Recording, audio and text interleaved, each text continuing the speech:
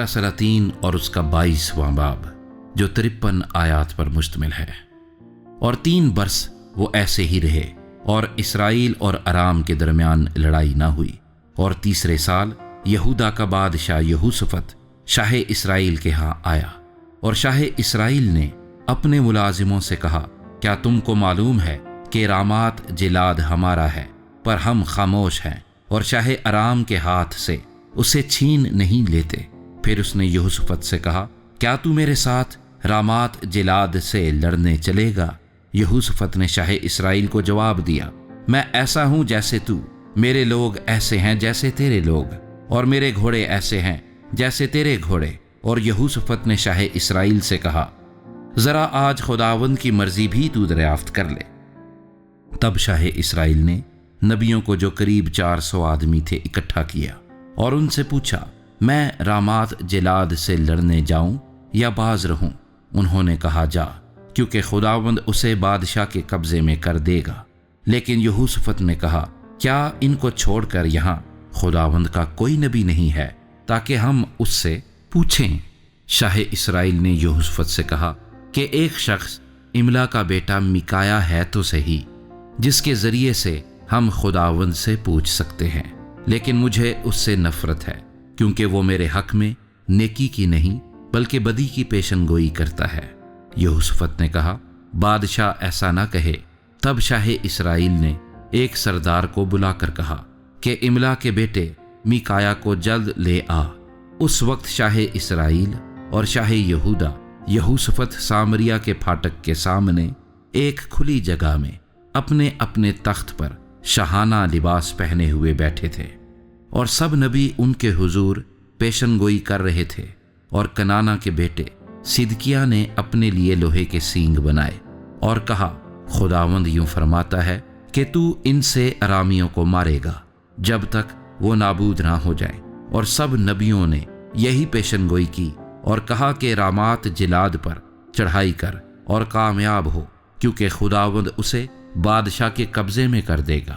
اور اس قاصد نے جو میکایا کو بلانے گیا تھا اس سے کہا، دیکھ، سب نبی ایک زبان ہو کر بادشاہ کو خوشخبری دے رہے ہیں، سو ذرا تیری بات بھی ان کی بات کی طرح ہو اور تو خوشخبری ہی دینا۔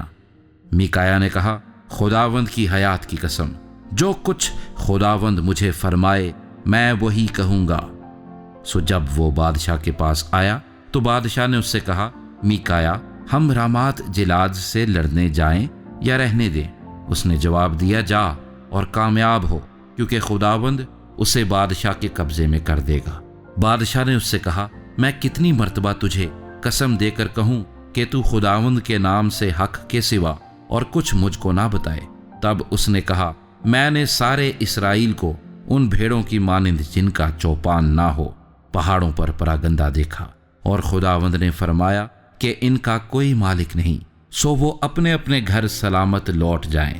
تب شاہ اسرائیل نے یہوشافط سے کہا، کیا میں نے تجھ کو بتایا نہیں تھا کہ یہ میرے حق میں نیکی کی نہیں بلکہ بدی کی پیشن گوئی کرے گا؟ تب اس نے کہا، اچھا، تو خداوند کے سخن کو سن لے۔ میں نے دیکھا کہ خداوند اپنے تخت پر بیٹھا ہے اور سارا آسمانی لشکر اس کے دہنے اور بائیں کھڑا ہے، اور خداوند نے فرمایا، کون اخیب کو بہکائے گا تاکہ وہ چڑھائی کرے اور رامات جلاد میں کھیت آئے؟ تب کسی نے کچھ کہا اور کسی نے کچھ، لیکن ایک روح نکل کر خداوند کے سامنے کھڑی ہوئی اور کہا، میں اسے بہکاؤں گی۔ خداوند نے اس سے پوچھا، کس طرح؟ اس نے کہا، میں جا کر اس کے سب نبیوں کے منہ میں جھوٹ بولنے والی روح بن جاؤں گی۔ اس نے کہا، تو اسے بہکا دے گی اور غالب بھی ہوگی، روانہ ہو جا اور ایسا ہی کر۔ سو دیکھ، خداوند نے تیرے ان سب نبیوں کے منہ میں جھوٹ بولنے والی روح ڈالی ہے، اور خداوند نے تیرے حق میں بدی کا حکم دیا ہے۔ تب کنانا کا بیٹا صدقیہ نزدیک آیا اور اس نے میکایا کے گال پر مار کر کہا، خداوند کی روح تجھ سے بات کرنے کو کس راہ سے ہو کر مجھ میں سے گئی؟ میکایا نے کہا، یہ تو اسی دن دیکھ لے گا جب تو اندر کی ایک کوٹری میں گھسے گا تاکہ چھپ جائے۔ اور شاہ اسرائیل نے کہا، میکایا کو لے کر اسے شہر کے ناظم امون اور یواس شہزادے کے پاس لوٹا لے جاؤ اور کہنا، بادشاہ یوں فرماتا ہے کہ اس شخص کو قید خانے میں ڈال دو۔ اور اسے مصیبت کی روٹی کھلانا اور مصیبت کا پانی پلانا جب تک میں سلامت نہ آؤں۔ تب میکایا نے کہا، اگر تو سلامت واپس آ جائے تو خداوند نے میری معرفت کلام ہی نہیں کیا۔ پھر اس نے کہا، اے لوگو، تم سب کے سب سن لو۔ سو شاہ اسرائیل اور شاہ یہودا یہوشافط نے رامات جلاد پر چڑھائی کی، اور شاہ اسرائیل نے یہوشافط سے کہا، میں اپنا بھیس بدل کر لڑائی میں جاؤں گا، پر تو اپنا لباس پہنے رہ۔ سو شاہ اسرائیل اپنا بھیس بدل کر لڑائی میں گیا۔ ادھر شاہ ارام نے اپنے رتھوں کے 32 سرداروں کو حکم دیا تھا کہ کسی چھوٹے یا بڑے سے نہ لڑنا سوا شاہ اسرائیل کے۔ سو جب رتھوں کے سرداروں نے یہوشافط کو دیکھا تو کہا کہ ضرور شاہ اسرائیل یہی ہے، اور وہ اس سے لڑنے کو مڑے۔ تب یہوشافط چلا اٹھا۔ جب رتھوں کے سرداروں نے دیکھا کہ وہ شاہ اسرائیل نہیں تو وہ اس کا پیچھا کرنے سے لوٹ گئے، اور کسی شخص نے یوں ہی اپنی کمان کھینچی اور شاہ اسرائیل کو جوشن کے بندوں کے درمیان مارا۔ تب اس نے اپنے ساتھی سے کہا کہ باغ پھیر کر مجھے لشکر سے باہر نکال لے چل، کیونکہ میں زخمی ہو گیا ہوں۔ اور اس دن بڑے گھمسان کا رن پڑا، اور انہوں نے بادشاہ کو اس کے رتھ ہی میں ارامیوں کے مقابل سنبھالے رکھا، اور وہ شام کو مر گیا، اور خون اس کے زخم سے بہہ کر رتھ کے پائیدان میں بھر گیا۔ اور آفتاب غروب ہوتے ہوئے لشکر میں یہ پکار ہو گئی کہ ہر ایک آدمی اپنے شہر اور ہر ایک آدمی اپنے ملک کو جائے۔ سو بادشاہ مر گیا اور وہ سامریا میں پہنچایا گیا، اور انہوں نے بادشاہ کو سامریا میں دفن کیا، اور اس رتھ کو سامریا کے تالاب میں دھویا۔ کسبیاں یہیں غسل کرتی تھیں، اور خداوند کے کلام کے مطابق جو اس نے فرمایا تھا، کتوں نے اس کا خون چاٹا۔ اور اخیب کی باقی باتیں اور سب کچھ جو اس نے کیا تھا، اور ہاتھی دانت کا گھر جو اس نے بنایا تھا، اور ان سب شہروں کا حال جو اس نے تعمیر کیے، سو کیا وہ اسرائیل کے بادشاہوں کی تواریخ کی کتاب میں قلم بند نہیں؟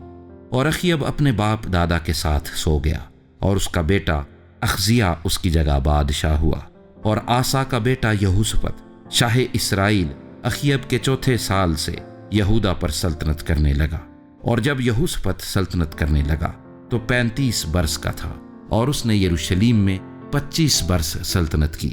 اس کی ماں کا نام عزوبہ تھا، جو سلہی کی بیٹی تھی۔ وہ اپنے باپ آسا کے نقش قدم پر چلا، اس سے وہ مڑا نہیں، اور جو خداوند کی نگاہ میں ٹھیک تھا اسے کرتا رہا، تو بھی اونچے مقام ڈھائے نہ گئے۔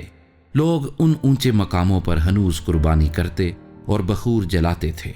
اور یہوشافط نے شاہ اسرائیل سے صلح کی، اور یہوشافط کی باقی باتیں اور اس کی قوت جو اس نے دکھائی، اور اس کے جنگ کرنے کی کیفیت، سو کیا وہ یہودا کے بادشاہوں کی تواریخ کی کتاب میں قلم بند نہیں؟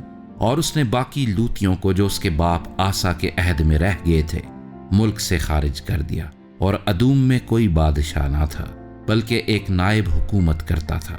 اور یہوشافط نے ترسیس کے جہاز بنائے تاکہ اوفیر کو سونے کے لیے جائیں، پر وہ گئے نہیں، کیونکہ وہ ایسون جابر ہی میں ٹوٹ گئے۔